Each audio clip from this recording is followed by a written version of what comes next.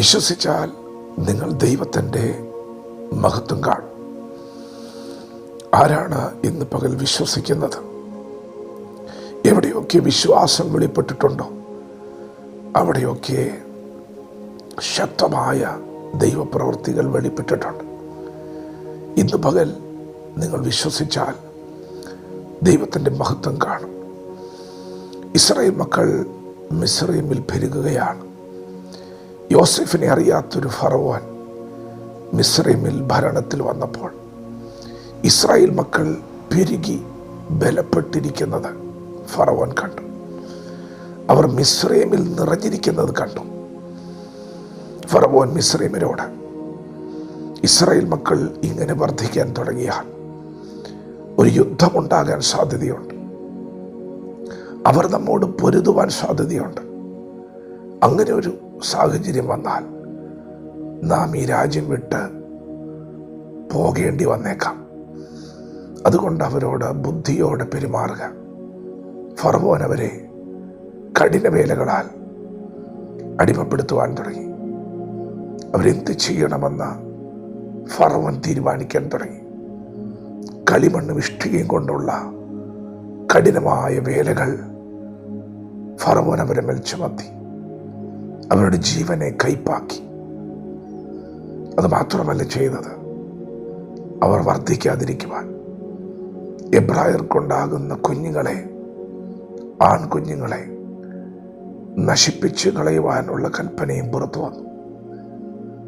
ജനം വലിയ ഭാരത്തിലൂടെ, ഭീതിയിലൂടെ കടന്നു പോകുമ്പോൾ എബ്രായരുടെ കൂട്ടങ്ങളിൽ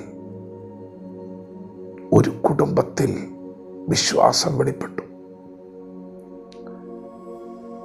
മോശക്കുഞ്ഞ് പിറന്നപ്പോൾ മോശയുടെ മാതാപിതാക്കൾ അവനെ ദിവ്യസുന്ദരൻ എന്ന് കണ്ടു. തിരുവെഴുത്ത് പറയുന്നു, വിശ്വാസത്താൽ അവർ അവൻ്റെ സൗന്ദര്യം കണ്ടു. അവനെ അവർ ഒളിപ്പിച്ചു വെച്ചു. 3 മാസം ഒളിപ്പിച്ചു വെച്ചു. അത് കഴിഞ്ഞപ്പോൾ ഒരു ഞാങ്ങണപ്പെട്ടകത്തിൽ അവനെ കിടത്തി നദിയിലൂടെ ഒഴുക്കി വിടുകയാണ്. അവൻ എന്തു ഭവിക്കുമെന്നറിയുവാൻ മോശയുടെ പെങ്ങൾ അങ്ങ് ദൂരെ നിന്ന് ആ കാഴ്ച കാണുകയാണ്. പ്രിയപ്പെട്ടവരെ, 3 മാസം വിശ്വാസത്തോടെ ആ കുടുംബം ഒരു പ്രവൃത്തി ചെയ്തപ്പോൾ ആ പ്രവൃത്തിയെ സ്വർഗത്തിൽ ദൈവം ഏറ്റെടുത്തു. ദൈവം അതിനെ ചലിപ്പിക്കുവാൻ തുടങ്ങി. ആ കുഞ്ഞ് കൊട്ടാരത്തിൽ വളരട്ടെ എന്ന് ദൈവം തീരുമാനിച്ചു. അവൻ ഇസ്രായേൽ മക്കളുടെ നായകനായി തീരട്ടെ. സഹോദരങ്ങൾക്ക് വിടുതൽ നൽകുവാൻ ദൈവകരങ്ങളിൽ ഉപയോഗിക്കപ്പെട്ട ശക്തനായ ഒരഭിഷിക്തനായി മോശെ പുറത്തു വന്നു. എവിടെ വിശ്വാസം വെളിപ്പെട്ടിട്ടുണ്ടോ അവിടെ ദൈവപ്രവൃത്തി വെളിപ്പെട്ടിട്ടുണ്ട്. നിങ്ങൾ വിശ്വസിക്കുക. നിങ്ങളുടെ സാധ്യതകളെ നോക്കി നിങ്ങൾ പറ, ദൈവത്തിന് കഴിയുമെന്ന്. വിശ്വസിച്ച് ചില സ്റ്റെപ്പുകൾ വയ്ക്കുക. ദൈവത്തിന് കഴിയുമെന്ന് പറ.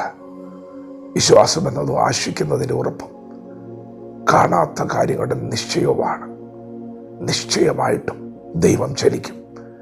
നിശ്ചയമായിട്ടും ചില ദൈവപ്രവൃത്തികൾ നിങ്ങളെ കാത്തിരിക്കുന്നു. വചനത്തോട് പ്രതികരിക്കാം. ദൈവം നമ്മെ ഓരോരുത്തരെയും പകൽ അനുഗ്രഹിക്കുമാറാകട്ടെ. ആമേൻ.